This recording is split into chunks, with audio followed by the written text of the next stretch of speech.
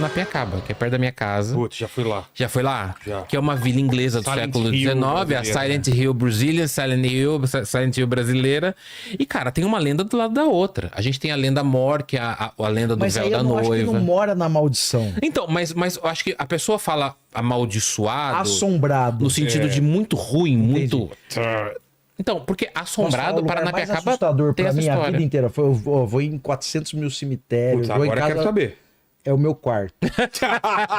Quando Por você quê? está Por quê? fechado no seu quarto, você começa a pensar antes de dormir, e não vem o sono, e tudo que você tem de medo Os começa a te demoninhos ficam aqui, perturbar. ó, É a falta de dinheiro, é o conta pra pagar, É o pentelho problema branco. no trabalho. O pentelho branco pra mim é o pior. Meu maior medo se concretizou Eu amo essa história. quando eu achei... Bem-vindo ao meu mundo. Quando eu achei um pentelho Eu branco, e ele ainda é não muito cheguei maior, nesse e ele é mundo muito do maior que pentelho o Pinto, branco. isso que é pior, parece Cheguei um fio de linha 10, ele é imenso, grande, carretel. parece um carretel, é horroroso, então, é assustador. Mas eu acho que, se você me permite, em São Paulo tem a história lá da casa do Afonso Sardinha aqui. Ah, essa é Essa pesada. é Essa, pesadona. essa, segundo as lendas, né? Bom destacar que é lenda. Isso. Porque lá seria um cemitério ambulante. Um cemitério ambulante, não, um cemitério deslocado, né?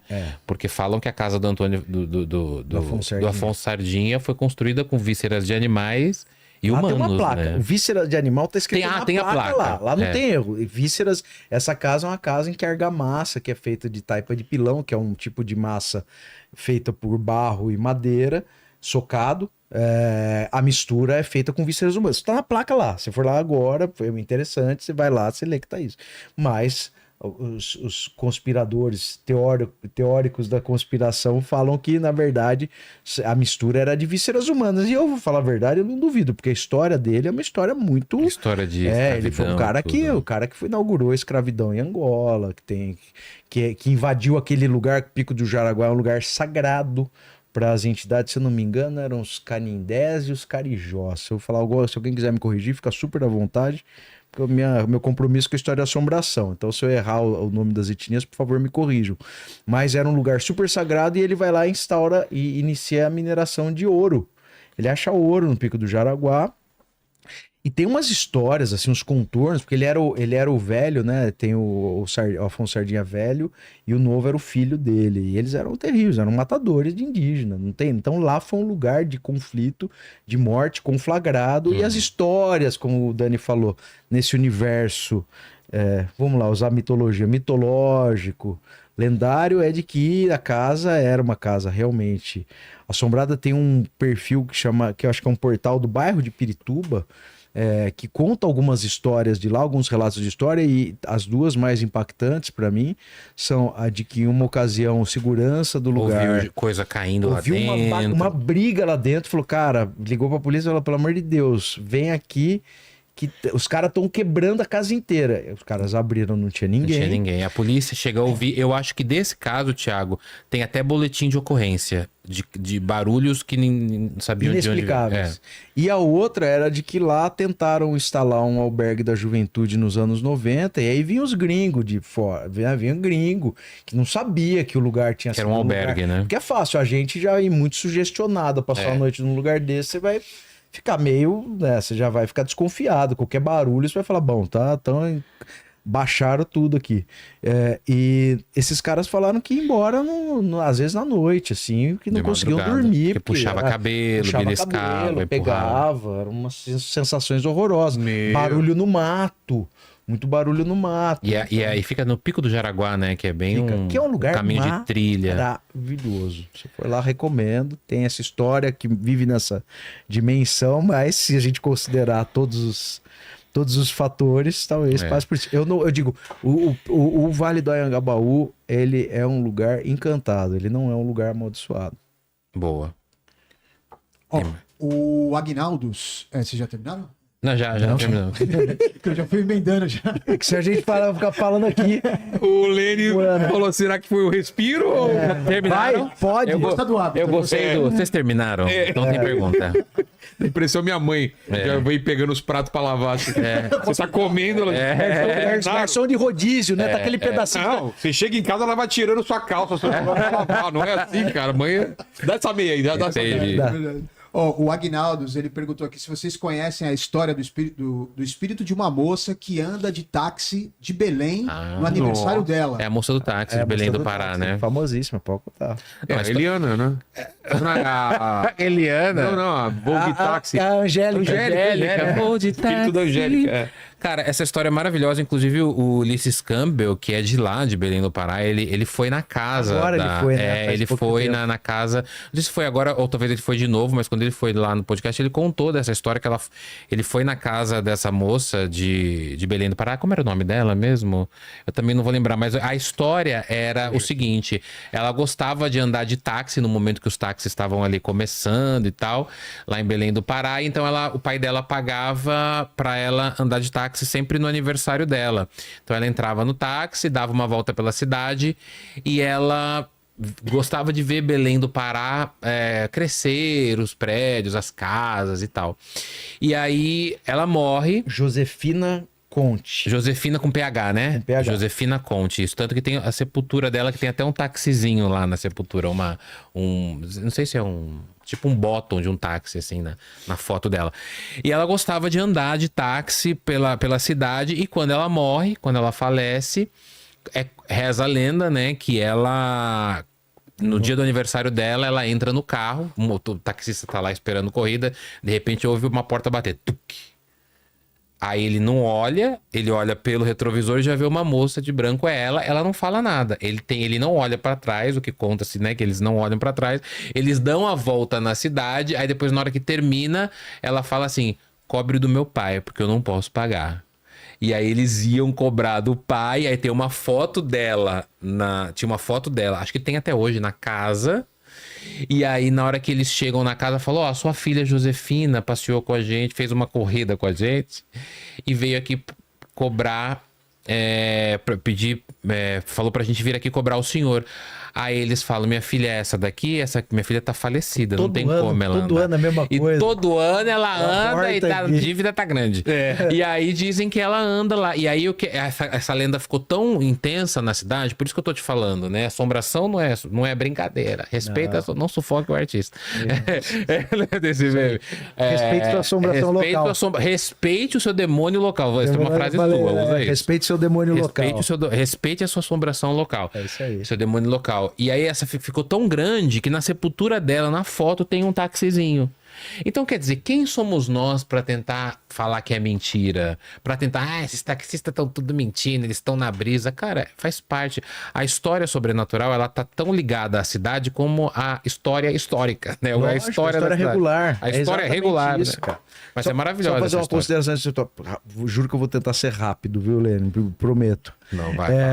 Tem uma história em Campinas que é do maior compositor de música erudita do Brasil, maior da América, que é Carlos Gomes. Carlos Gomes era um gênio desde sempre, campineiro.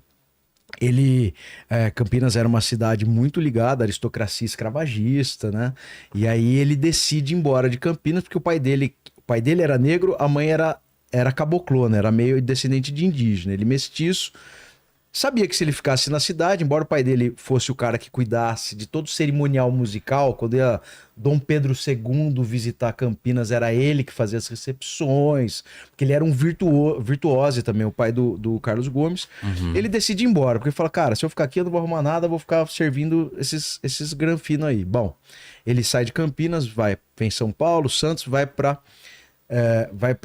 o Rio de Janeiro, lá ele encontra Dom Pedro II, se apaixona por ele, Dom Pedro II, fala: cara, você tem um talento impressionante, você não quer estudar no Conservatório de Viena, mãe do Dom Pedro II, Leopoldina era austríaca. Ele fala: putz, já que o senhor está oferecendo, eu sou muito fã do Verdi, não dá para eu ir para Europa, mas ir para Itália. E aí ele fala: beleza, eu vou pagar. Ele paga pro Carlos Gomes estudar no Conservatório de Milão. Muito bem. Carlos Gomes arrebenta. Pessoal que não tá ligando ainda o nome à pessoa, Carlos Gomes é o autor daquela vinheta da Hora do Brasil, o Guarani. Que é a galera tem raiva do Carlos Gomes, nem sabe. Vai começar a Hora do Brasil. E veja como dá pra gente colocar componentes históricos nessa história. O Guarani foi a primeira transmissão de rádio da história do Brasil nacional. feita a partir do Teatro Municipal do Rio de Janeiro, no dia 7 de setembro de 1922, 100 anos da independência. Bom, Carlos Gomes arrebenta, volta para o Brasil, chega no Brasil, acaba tendo uma rusga com os republicanos, porque os caras... A República tinha acabado de ser proclamada, mudou o regime e os caras convidaram ele para compor o hino da República, o que seria uma honra para todo mundo, mas não para o cara que tinha sido bancado por Dom Pedro II. Falei, vou compor o hino do regime que depois o cara que foi o cara que mais me ajudou na vida, que mais deu dinheiro. Ele não era monarquista. Bom, ele não aceita, volta para Itália, fica 2 anos lá, vai para Belém do Pará. Em Belém do Pará, ele morre, tem um câncer de língua e garganta. Demora 1 mês para ele chegar em Campinas. Várias cidades queriam pegar o Carlos Gomes para enterrar na sua cidade. Então tem 1 mês de velório, ele embalsamado, lógico. Chega em Campinas, a galera não tinha feito um lugar para enterrar ele. Ele é sepultado do maior mausoléu do cemitério, mas era um mausoléu de uma família quatrocentona. E aí começa a história sobrenatural dele. Ele tinha rusgas com... Ele começa a encrencar com o dono do mausoléu, que estava morto também nessa época, e fala que ele era um fantasma muito mal-humorado, saia do cemitério, assustando todo mundo. E aí ele só sossega quando constrói um monumento túmulo de Carlos Gomes no centro de Campinas. Muito bem. Você vê que a gente pega uma história de assombração e consegue contar nela e inserir nela componentes da história regular de alguém, que a gente falou da Maria Augusta? Da Maria Augusta. Então, a história, na verdade, ela é muito subjugada, porque todo mundo acha que a nossa obsessão é para provar que aquilo é verdade. E a gente não tá nem aí para saber se é verdade ou não. Eu não sei porque as pessoas têm essas piras com a gente. Acho que a gente quer provar alguma coisa. Eu quero provar nada. Eu quero contar a história. O legal é contar a história. Esse eu usei como exemplo a história do Carlos Gomes, porque eu tenho certeza absoluta. O Vilela tem uma audiência monumental, monstruosa.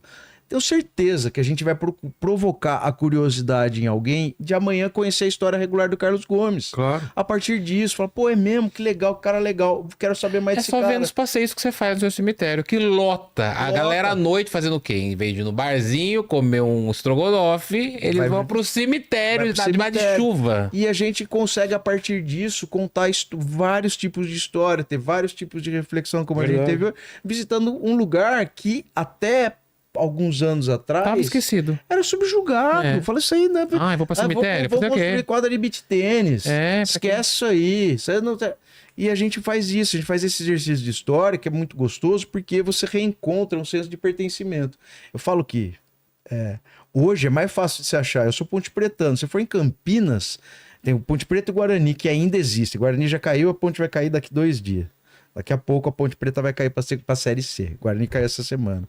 Mas é mais fácil achar um moleque que torce pro Barcelona em Campinas do que pros times da cidade. Porque a gente não tem mais senso de pertencimento. Verdade. Essas histórias salvam a gente porque você leva a galera... às vezes vem gente de fora no passeio, de vez em quando vem o pessoal de fora para fazer nossos passeios nos cemitérios ou no centro da cidade, mas 80% das pessoas são da cidade. Como eu tinha falado, as frases que eu mais gosto de ouvir. Minha avó contava isso para mim. Ou, nossa, eu passo aqui todo dia e nunca tinha ouvido falar disso. Isso é revelação. Chegar pra galera falar que o bairro da Liberdade é um cemitério, que o bairro da Liberdade não é um bairro oriental apenas, ele é também oriental, mas ele não é um bairro oriental apenas. Ele é um bairro que também pertence à comunidade negra, também também tem muito da memória indígena.